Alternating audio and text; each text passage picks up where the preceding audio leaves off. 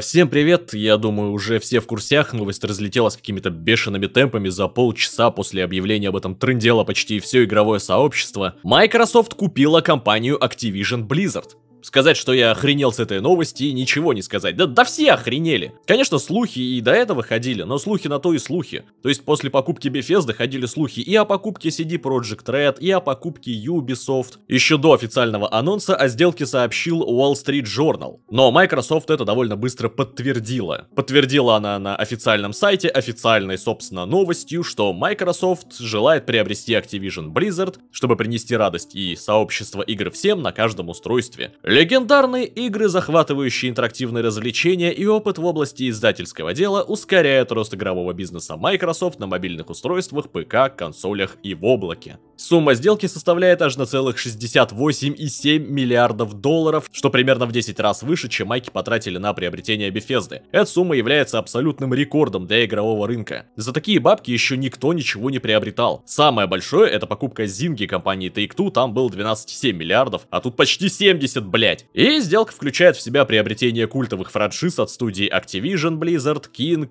а именно франшизы Warcraft, франшизы Diablo, Overwatch, Call of Duty, Candy Crush, StarCraft и так далее. Приветствуем невероятные команды и легендарные франшизы Activision Blizzard в Microsoft Gaming. Создатели Call of Duty, Warcraft, Candy Crush, Tony Hawk, Diablo, Overwatch, Spyro, Hearthstone, бла-бла-бла-бла-бла и других присоединяются к Team Xbox. В итоге Microsoft будет иметь аж 30 внутренних студий, а игры Activision Blizzard планирует запихать в Game Pass. Также Microsoft сообщили, что после закрытия сделки она станет третьей по величине выручки игровой компании после Tencent и Sony. И после закрытия сделки генеральным директором Activision Blizzard станет Фил Спенсер, конечно. До закрытия сделки же компании будут работать независимо друг от друга, однако потом, ясное дело, будет полное подчинение Филу Спенсеру. Текущий гендиректор Бобби Котик пока что временно остается на своем посту, однако его дальнейшая судьба под большим вопросом. И либо он станет исполнительным директором, этаким замом Фила Спенсера, либо его выпнут под сраку и поставят кого-то другого. Имхо, но тот же Майк Ибара, который сейчас директор Blizzard, на этот пост подойдет гораздо лучше. И, кстати, вот вам ирония. Майк Ибара когда-то ушел из Xbox и перешел в Blizzard на более высокую должность, и сейчас он целый директор Blizzard. И теперь, можно сказать, возвращается в родную гавань и может даже на повышение рассчитывать, так как с Microsoft он расстался на более-менее хорошей ноте, насколько я знаю. Также на эту сделку повлияли и скандалы, и внутреннее расследование. У Близов, я напомню, все еще творится полная и лютая дичь, и, видимо, совет директоров настолько задолбался, что решил просто скинуть контрольный пакет акций и избавиться от этой проблемной компании. К этому плюсуем слухи, что компанию топят намеренно. Да, я знаю, что об этом говорил, по-моему, только шизофреник Логвинов, но что-то в этом есть, не просто так. Мне кажется, весь этот трындец с Близами, он не из воздуха появился. Ну и суть в том, что без решения совета директоров эта сделка была бы невозможна, так что да, они решили просто-напросто скинуть компанию. Акции Близов при всем при этом взлетели даже не до небес, а сразу в стратосферу. Их продажа временно приостановлена. Кто не купил раньше, лох. Я, кстати, тоже не купил. Однако остается вопрос, пройдет ли сделка проверку антимонопольных регуляторов. Но я думаю, что пройдет, раз прошло с Bethesda, и юристы у Microsoft явно не глупенькие. И тут, что называется, emulate improved, что значит, что вероятность неодобрения крайне мала. Как это может повлиять на Blizzard? Как это повлияет на Call of Duty, мне, если честно, сугубо насрать. Не, конечно, круто, что колда теперь снова станет игрой. Прикольно, да?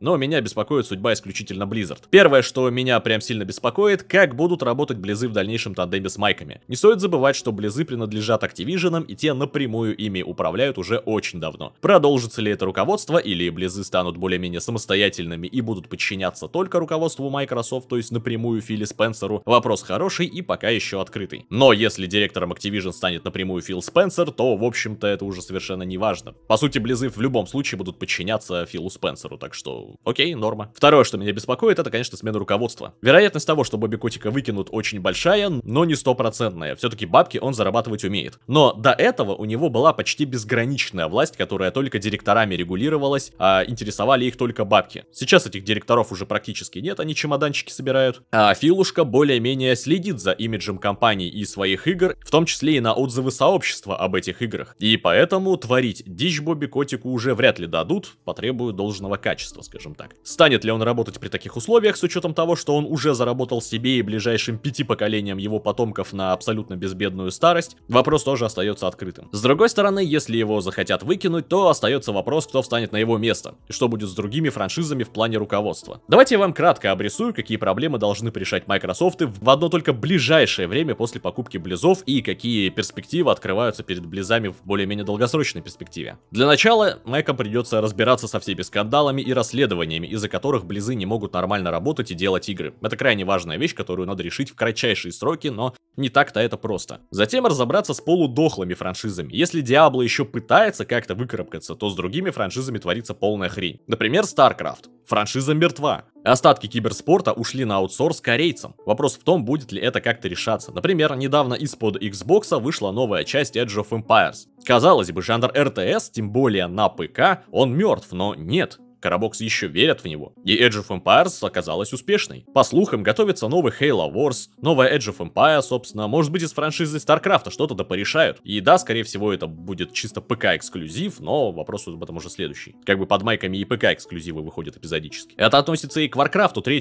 Сейчас игрой заняты исключительно китайцы. Reforged так никто и не допилил и не собирается, как я понимаю, но опять же, теперь у игры хотя бы есть шансы допилиться и может даже какая-нибудь новая полноценная игра во франшизе WoW. Адвенчурка, стратегия, партийная РПГ, да хоть покемоны, блять, полноценные, дайте что-нибудь уже. Второй момент — это порт игр на Carabox. Конечно, я говорю про WoW в первую очередь, потому что уже давным-давно надо было сделать порт на консоли. Возьмем ту же финалку 14, которая натурально топ-1 MMORPG на плойке. В Японии в нее там тонна народу играет на малостанции и все хорошо. Но абсолютно зеркальная ситуация с WoW только на Xbox. Большинство американцев сидят на Carabox, а не на ПК. Если выпустить WoW на Carabox, онлайн взлетит раза в 2, не меньше. Просто осознайте, что FF14 дико подняла онлайн как раз за счет вот этой кросс-платформы. И большая часть ее рекламных роликов именно с показом, как челики на консолях в нее рубают. У SO огромные продажи на всех платформах, консольные версии SO тоже дико популярны на западе. Плюс слухи про порт WoW на Xbox ходят уже очень давно и притом весьма жирные. В Shadowlands Близы начали прикручивать поддержку геймпада официальную. Казалось бы, нахрена это на ПК спустя там больше 15 лет? Конечно, перенести WoW это нелегко, и возможно придется движку слегка перелопатить, но это возможно. А теперь еще и повод есть. Только представьте, WoW на Carabox входит в Game Pass, только аддоны покупая раз в 2 года. Лежишь с геймпадом, ключики крабишь. В идеале еще, конечно, кроссплей сделать, чтобы можно было играть с комрадами на ПК. Я считаю, что это важно, и резать комьюнити пополам идея плохая. В таком случае ПК-версия WoW быстро придет в убыток. Кто-то скажет, что, мол, WoW на геймпадах это бред, но нет, это абсолютно реально и возможно. Есть ролики, где челы с помощью костылей натуральных, без норм официальной поддержки геймпадов, но при этом на этих самых геймпадах закрывают 15 плюс ключи и мифик рейды. Так что все возможно. Другие франшизы в целом либо и так есть на консолях, либо перенести их не проблема. Overwatch 2 даже может выйти. Да, шутка не моя, спер у Дрю, но это правда звучит забавно, учитывая количество переносов и этакие проблемы с тем, на что должна быть похожа итоговая вторая часть Overwatch. Diablo 4 может даже выйти. Эту игру и так ждать придется года до 2025 минимум. Но теперь могут появиться реальные шансы, что игра выйдет. Конечно, я пока в ластепах неплохо сижу, но хотелось бы Diablo, и хороших RPG, как говорится, много не бывает. И на самом деле дальнейших, вот этих вот долгосрочных перспектив их еще больше. Это и новые игры для геймпасса, и старые игры в геймпассе, порты старых игр, разработка новых игр под разные платформы. Это облачный гейминг. В целом, я вижу, как работают другие студии под крылом Carabox, и какие игры они делают, и как те помогают выпускать эти самые разные проекты в самых разных жанрах. От этой сделки ничего, кроме положительных моментов, я не вижу. Кто-то скажет, но ведь должны быть какие-то и отрицательные моменты, ведь Microsoft могут похоронить Activision Blizzard. Да по сути мы ничего не теряем, камон, Близы сейчас в такой глубокой жопе, ничего толком не делают, новые игры это какой-то миф, старые игры горят как медведь в машине из того мема, а так у них наконец-то появится реальный шанс реабилитироваться. В общем, Фил Спенсер как всегда ебет, ждем новых интересных подробностей и спасибо за просмотр, лайк, подписка, комментарий, скоро увидимся.